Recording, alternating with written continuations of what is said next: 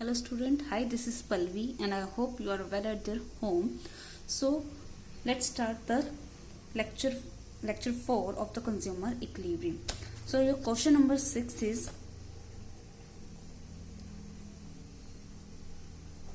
define the consumer equilibrium.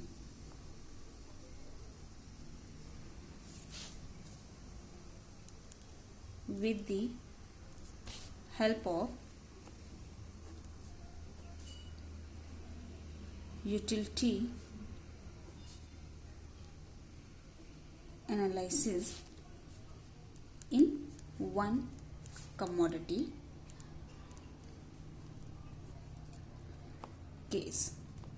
This question is most important and it carries 6 marks. ये आपका 6 marks का question बनता है, मतलब 99% चांसेस है कि आपको ये क्वेश्चन आएगा ही आएगा.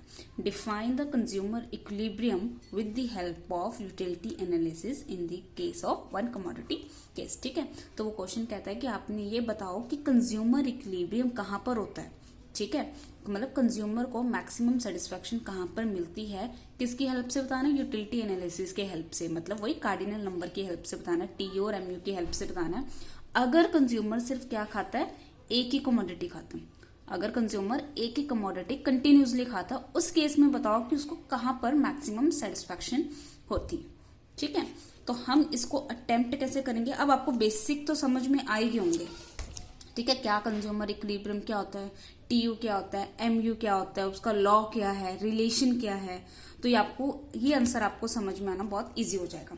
तो हमने इसकी स्टार्टिंग कैसे करनी है. हमेशा क्वेश्चन की प्रेजेंटेशन बहुत मैटर करती है. ठीक है, तो उन्होंने क्या पूछा, कंज्यूमर इक्विलिब्रियम पूछा है. ठीक है, पर उन्होंने कभी क्वेश्चन में ऐसा तो नहीं बोला कि आपने कंज्यूमर इक्विलिब्रियम का मीनिंग बताना है, टीयू का मीनिंग बताना है, बट प्रेजेंटेशन मैटर करती है. तो अगर उन्होंने पूछा है डिफाइन कंज्यूमर इक्विलिब्रियम, तो आंसर के स्टार्टिंग में सबसे पहले हम क्या लिखेंगे, कंज्यूमर इक्विलिब्रियम को डिफाइन करेंगे कि कंज्यूमर इक्विलिब्रियम होता क्या है. Consumer equilibrium is a situation when consumer spend his given income. ठीक है, consumer spend his given income on the purchase of different goods and services so that he get a maximum satisfaction. ठीक है, in such a manner so that he get a maximum satisfaction. इसका meaning वही लिखना है जो मैंने आपको पहले लिखवाया था. आई थिंक लेक्चर 2 में मैंने आपको कंज्यूमर इक्विलिब्रियम का मतलब बताया था, तो आपने वहीं से उठा के क्या करना है, इसका मीनिंग लिखना है. ठीक है, तो मैं आपको बुक में भी बता देती हूँ कैसे अटेम्प्ट करते. तो नंबर 1 पे ये करना, नंबर 2 पे अब देखो उन्होंने बोला है कि कंज्यूमर इक्विलिब्रियम डिफाइन करो यूटिलिटी की हेल्प से ना. तो यूटिलिटी इसमें क्या क्या आती है, टीयू. तो सबसे पहले आपने टीयू का मीनिंग बताना है. टीयू क्या है, utility drive bye consuming all the commodities called total utility. ये आपका क्या था, first question, I think first और सेकंड क्वेश्चन. ये उसका मीनिंग वहां से उठा के लिख लेना आपने. ठीक है, नंबर 3 फिर आपने लिखना है एमयू का मीनिंग. ये भी हम लिख चुके हैं. ठीक है, तो आपने वहीं पर आपने वहां से उठा के इसका मीनिंग लिख लेना है, जो भी आपकी एक और दो लाइन में आता है. एमयू क्या होता है, utility derived bye consuming the each successive unit is called marginal utility. तो आपने ये करना है, नंबर 1 पे क्या लिखना है, कंज्यूमर इक्विलिब्रियम, नंबर 2 पे लिखना है टोटल, एंड नंबर 3 पे लिखना है मार्जिनल यूटिलिटी. ठीक है, नंबर 4 पे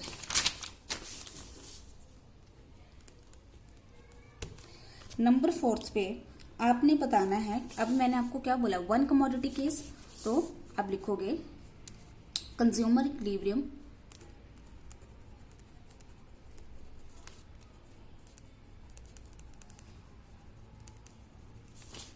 इन वन कमोडिटी केस. तो कंज्यूमर कहां पर अपने इक्विलिब्रियम स्ट्राइक करेगा, वो करेगा when he consume one commodity. So marginal utility of money is equal to total utility.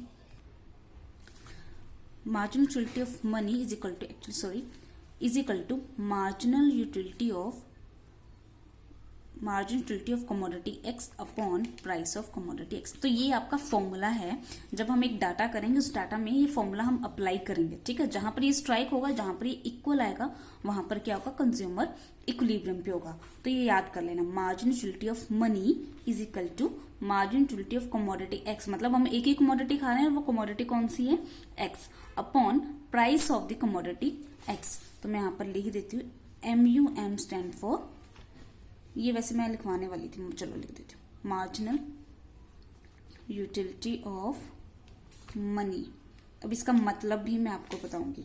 MUX मतलब marginal utility of commodity x, ठीक है, और PX stand of price of commodity x. ये इनके मतलब ये वन कमोडिटी केस में formula है, ठीक है। टू कमोडिटी केस का फॉर्मूला अलग है, वो हम नेक्स्ट क्वेश्चन करेंगे तब, ठीक है। नंबर फिफ्थ पे आपका आता है the factor affecting the commodity.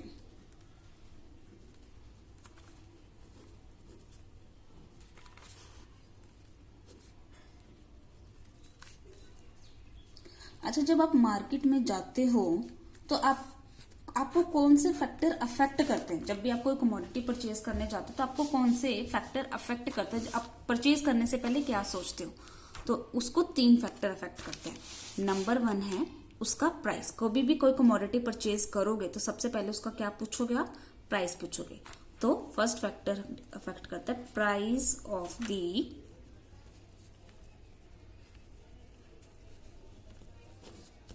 Commodity, ठीक है ना, उसका प्राइस अफेक्ट करेगा। Number 2 total and utility and marginal utility.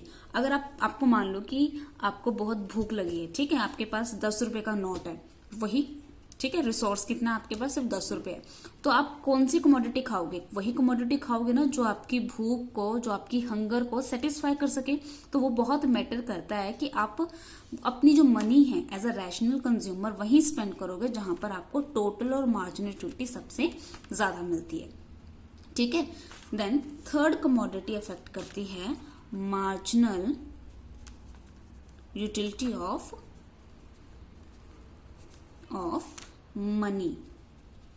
ये इसी की बात करिए, MUM की, ठीक है ना। तो थर्ड फैक्टर अफेक्ट करता है मार्जिनल यूटिलिटी ऑफ मनी।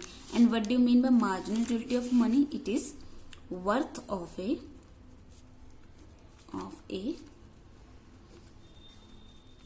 रुपी। 1 रुपये की क्या वर्थ है, ठीक है। जैसे मैं आपको एग्जांपल करके बताती हूँ। अगर मैं कहूँ कि आज से 30 साल पहले, ठीक है ना, 30 years बैक 1 रुपए की क्या वर्थ थी? 1 रुपए में आप बहुत कुछ खरीद सकते थे, ठीक है ना। मतलब कि अगर हम सिर्फ, अच्छा चलो 10 साल पहले की भी बात करें तो 1 रुपए की हम 4 टॉफी खरीद लेते थे। आज से 10 या फिर 8-9 साल पहले की बात है। लेकिन आज सिर्फ 1 रुपए की क्या आती है? एक ही टॉफी आती है। तो उसको बोलते हैं वर्थ ऑफ अ रुपी, ठीक है ना। 1 रुपए की क्या वर्थ है उसकी, उसमें कितनी हम कमोडिटी परचेज कर सकते हैं। तो आज 1 रुपए की इतनी वर्थ नहीं है जितनी पहले हुआ करती थी, ठीक है ना।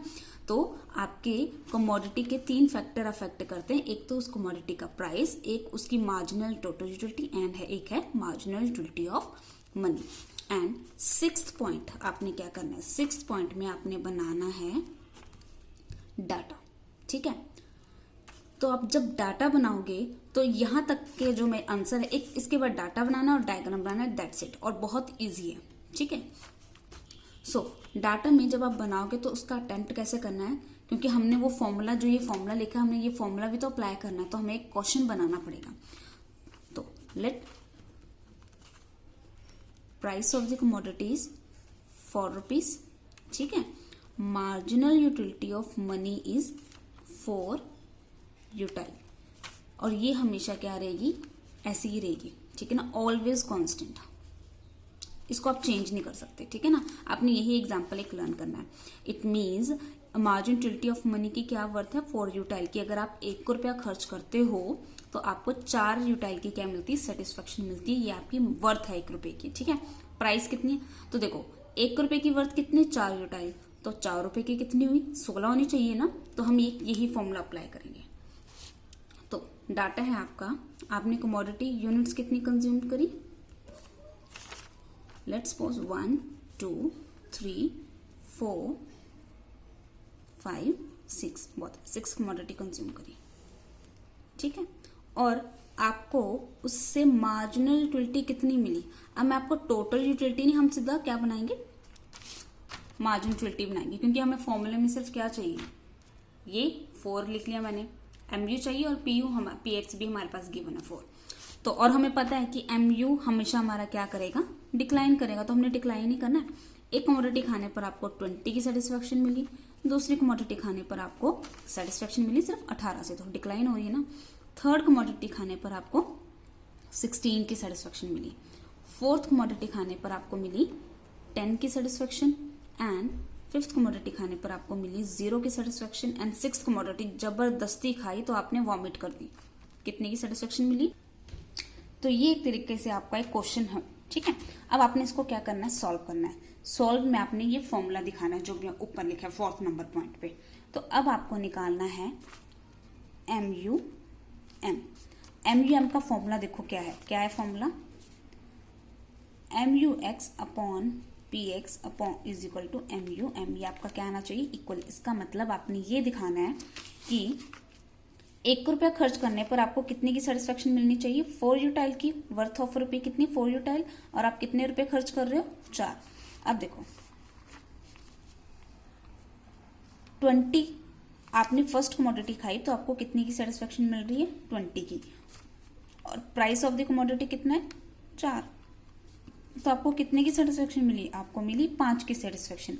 इट मीन्स आपकी वर्थ ऑफ रुपी है 4, लेकिन जब आपने 4 रुपए खर्च करे, टोटल सेटिस्फेक्शन मिली आपको, टोटल मार्जिनल सेटिस्फेक्शन मिली 20 की, तो 1 रुपए की 4 से आपको मिली कितने की, 20 की, तो 1 रुपए की कितनी मिली, 5 की मिली ना। इट मीन्स आपको वैसे कंपेयर करना है इससे, लेकिन आपको ज्यादा मिली ना सेटिस्फेक्शन, तो आप क्या ये कमोडिटी कंज्यूम करोगे, ऑफ कोर्स आप ये कमोडिटी क्या करोगे, कंज्यूम करोगे। आपने फिर दूसरी कमोडिटी जब खाई, उसने आपको दी 18 की सेटिस्फेक्शन 4 रुपए खर्च करके, तो वो आपको सेटिस्फेक्शन दे रहा है 4.5 की। कंपेयर किससे करना है, 4 यूटाइल से ना। तो 1 रुपये खर्च करने पर 4 यूटाइल की सेटिस्फेक्शन मिलनी चाहिए थी, लेकिन आपको उससे ज्यादा मिल रही है, कितनी की, 4.5 की। तो क्या आप सेकेंड कमोडिटी कंज्यूम करोगे, हाँ करोगे। देन आप आओ थर्ड की, third commodity MUX upon PX कितना है, 16/4 कितना आ गया, 4। तो देखो जरा, फर्स्ट कमोडिटी खाई तो आपको सेटिस्फेक्शन मिली 20/4 5, ठीक है। तो इट मीन्स हम फॉर्मूले में कहाँ अप्लाई कर रहे हैं कि MUX upon PX is equal to MUM ना, तो MUM कितना 4, लेकिन यहाँ पर आपको आया 5, तो इट मीन्स आपको ज़्यादा की सेटिस्फेक्शन मिली, तो आप फर्स्ट कमोडिटी खाओगे। वैसे ही सेकेंड कमोडिटी पे 4.5, लेकिन आपको ज़्यादा की मिल रही, तो आप सेकेंड कमोडिटी भी खाओगे। थर्ड कमोडिटी पे आपको 16/4 इज इक्वल टू 4, तो 4 इज इक्वल टू 4। तो यहाँ पर देखो, जहां पर आपका ये इक्वल आएगा वहां पर आपको क्या होगी, मैक्सिमम सेटिस्फेक्शन। तो हेयर आया आपका, तो it means consumer third commodity भी खाएगा। अब देखते हैं क्या वो फोर्थ कमोडिटी खाएगा। देखो फोर्थ कमोडिटी खाएगा वो अगर 10/4 किसके इक्वल आना चाहिए, 4 के, लेकिन आ कितना आ रहा है, 2.5 विच इज लेस देन। तो इट मीन्स वो फोर्थ कमोडिटी नहीं खाएगा, क्योंकि अगर वो फोर्थ कमोडिटी खाएगा तो उसको सेटिस्फेक्शन क्या मिलेगी, कम। तो इट मीन्स कंज्यूमर इक्विलिब्रियम कहाँ पर है, थर्ड कमोडिटी पे, ठीक है। इट मीन्स वो फर्स्ट भी खाएगा, सेकंड भी खाएगा, थर्ड भी खाएगा, बस थर्ड खाने के बाद फोर्थ, फिफ्थ और सिक्स्थ कमोडिटी नहीं खाएगा, क्योंकि उनको यहाँ पर सेटिस्फेक्शन क्या मिल रही है, कम मिल रही है। इट मीन्स वो ये कमोडिटीज नहीं खाएगा, ठीक है, एग्जैक्ट यहां तक खाएगा। सो लिखोगे consumer is in equilibrium at third unit, ठीक है। एट लास्ट 6 पॉइंट के बाद 7th पॉइंट पे आप क्या बनाओगे, डायग्राम। बहुत इजी है,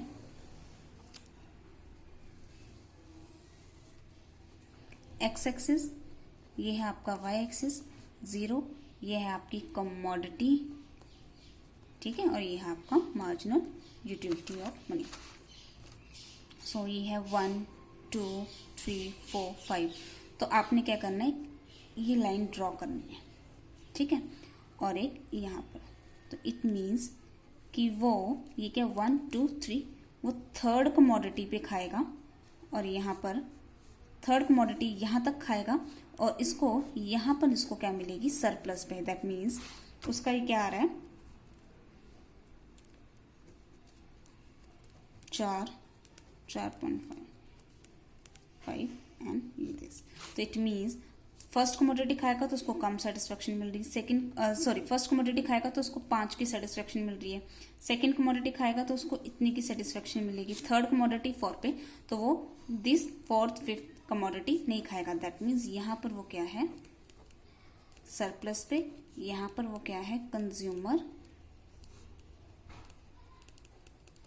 इक्विलिब्रियम पे, ठीक है। तो ये आपका क्या बनता है डायग्राम। तो ये है आपका क्वेश्चन नंबर 6 का आंसर। तो सबसे पहले कंज्यूमर इक्विलिब्रियम का मीनिंग, ठीक है, उसमें क्या क्या यूज होंगे, टीयू और एमयू का मीनिंग। देन आपका जो कंज्यूमर इक्विलिब्रियम है उसमें क्या फॉर्मूला होगा ये। देन क्या फैक्टर अफेक्ट करते हैं जब आप मार्केट में कुछ परचेज करने जाओगे, प्राइस, टीयू एमयू और marginal utility of money. Then आपने क्या लर्न करना है टेबल, ठीक है, बिल्कुल इजी सा है, ठीक है, और कहाँ पर स्ट्राइक कर रहा है अपने इक्विलिब्रियम थर्ड पे। उसके बाद आपने बनाना है ये डायग्राम, सिंपल सा। अब आपको देखो बुक में कैसे दिया है concept of consumer equilibrium. Consumer equilibrium refers to situation of maximum satisfaction when he is spending his given income across different goods. जब वो अपनी गिवन इनकम को डिफरेंट गुड्स पे क्या करते हैं, खर्च करते हैं। So in other word, consumer is in equilibrium when he allocate his given income to the purchase of different goods in a manner such that the total satisfaction maximize। ठीक है, तो ये है आपका margin utility analysis and consumer equilibrium, one commodity case and two commodity case. ठीक है, one commodity case में क्या फैक्टर अफेक्ट करते हैं, this and this, price, marginal and the margin utility of money. ठीक है, फिर उसके बाद आपके पास है एक डाटा को सॉल्व किया है और आपका ये बनाया डायग्राम। तो मैंने आपको एक प्रॉपर आंसर बना के दे दिया है। ठीक है, I hope you understand. In the next video I will tell you the two commodity case.